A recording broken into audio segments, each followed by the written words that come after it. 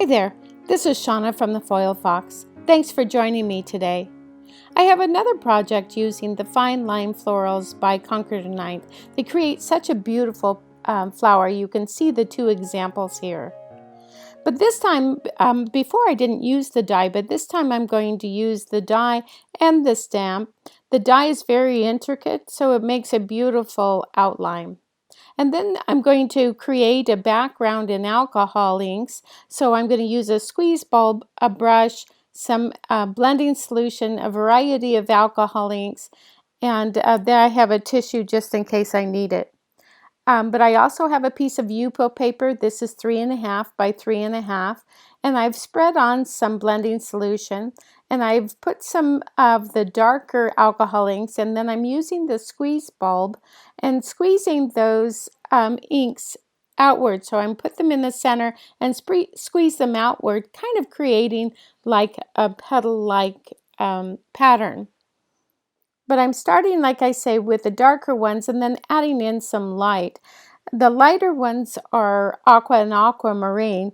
So I have mermaid, indigo, stream, aqua, and aquamarine, but use which ones you have on hand.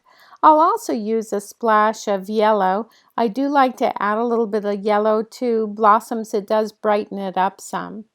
But I'm just using the brush to sprinkle on some of that blending solution so it loosens it up and it causes it to spread a little more. And then I'm just going to use the brush to move around the inks and add some light, then some dark, so I can create some interest. And then I'll put in the yellow here and there so that it does give it, again, a little bit more interest to it.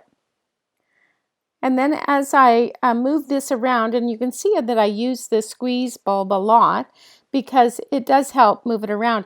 You can use a straw, and that works out fine.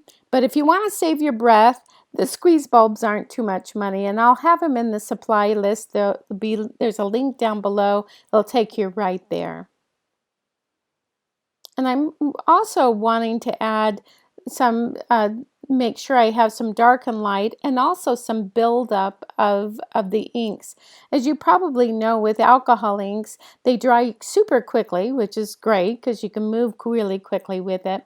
But it also, since they dry quickly, they build up in certain areas. And that's what I want here because I'm going to be using some foil.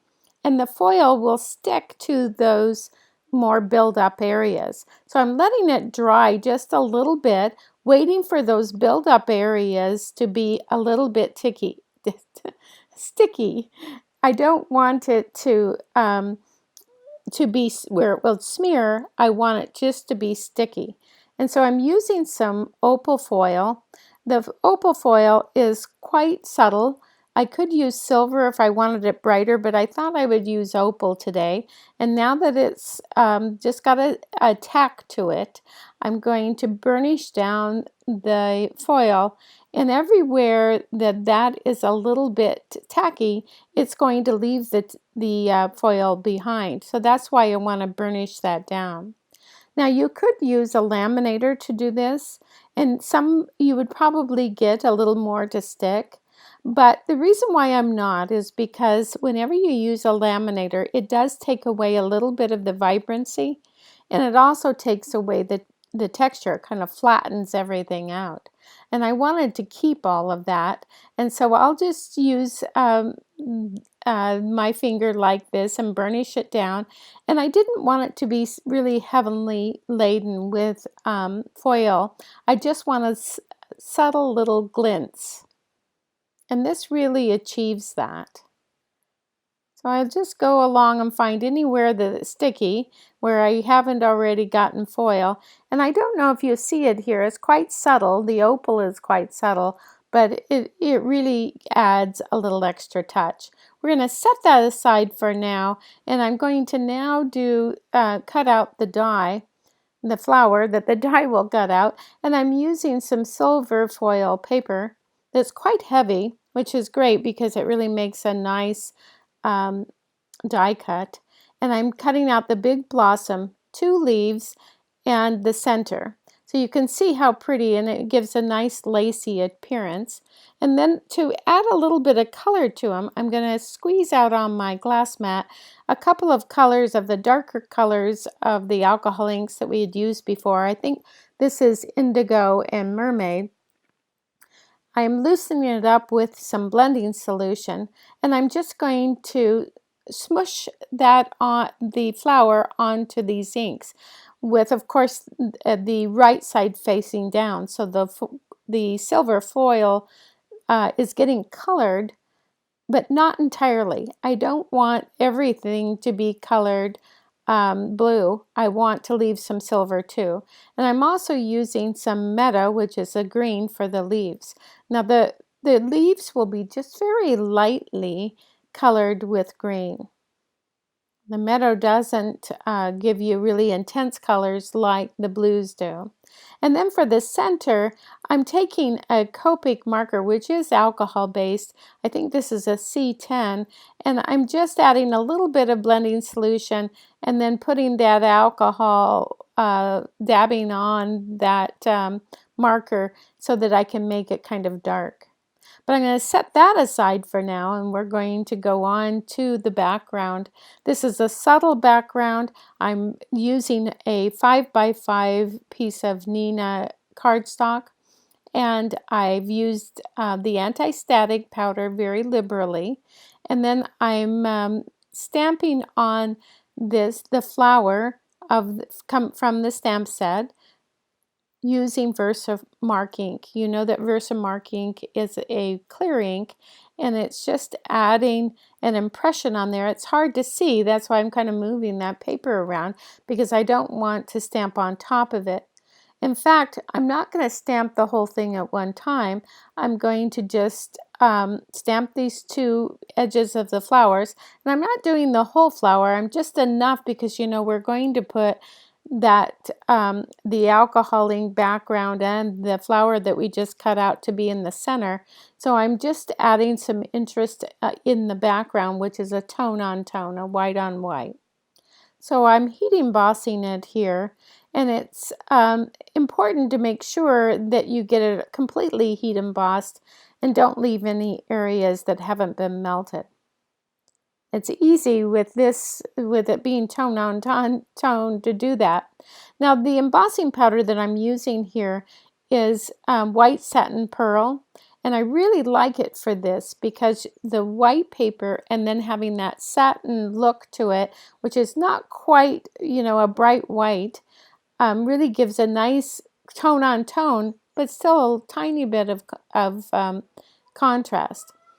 So I'm adding on the, stamping on another flower, and I'm just going to heat emboss that now. And then I'm going to also add stampings of those splatters. There's a couple of stamps in this stamp set that are what I call intentional splatters, where it looks like splatters, but you are able to place them where you want to. Those kind of dots that they put on there are really pretty, and so they add to the background. And I just am going to add a few of those, and then again go back and heat emboss this. And I don't care too much about the center because the center is going to be covered. I'm just trying to create kind of a border of these flowers and these splatters. And again, heat embossing these so that they really get good and melted. And now that that's done, I have a card base, which is 5.5 by 5.5. I have our background, our white on white, and then we have our alcohol ink background.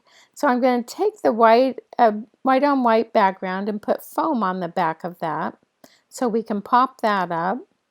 And I'm going to adhere that to the card base. And because the card base is 5.5 by 5.5 and this panel is 5, we're going to have a nice border around it. I was just moving that around to see which way I wanted that panel to be up. And then I'm going to take the alcohol ink background. And then I'm going to stick that to a slightly larger dark blue. This is blueberry sour paper, and then I'm going to stick some foam on that. So again, going to pop that up. And this extra dimension really adds to the drama of the card. And then adding some double stick tape onto that and mounting it into the center. And once that's in position, then I'm going to take the beautiful die cut flower, and I'm going to take a little bit of Lawn Fawn liquid glue and stick that into close to the center, slightly off because I'm going to add some leaves in there, just adding a little bit to the leaves. Now I did not add a sentiment to this, but one of the wonderful things about this card is you can add a sentiment, or it can go for almost any occasion. Now here's the center that we colored with the marker, the Copic marker, and I kind of put it in my hand and then pushed down with it with the end of a pencil so that it created a little cup. It cupped it a little bit so that it stuck up. And then I'm adding little dots of Nouveau ebony dimensional dots, again just for a little bit of interest. And there it is. It's all finished. It has so much drama and beauty, but yet it's very elegant. So you can see here is a close-up of it, and you can see all the different colors and see how the yellow really added to it. And I really enjoy seeing that kind of brightness of the yellow and then the darkness of the blue and the other colors of the blue. And then I also did it in the pinks, and I will have all the colors of the pinks and the blues that I used listed in our supply list. Again, there's a link down below. Now in the pink I used gold foil, and I still did the exact same things, just a little bit different alcohol inks and then with gold foil. So you can decide which one you like the best. But I think both of them have a lot of interest to them. They can be for any occasion, so they're great to have ready for your favorite person. I want to thank you so much for joining me today. I hope you enjoyed the video. If you did, please give us a thumbs up. And if you haven't already, please subscribe. We'd be over the moon if you would do that, and ask your friends too. That would be great. And again, the supply list is down below, so check that out. And there's oodles more inspiration in the blog. Again, there's a link down below for that too. And I wanted to thank you again, and we'll see you next time.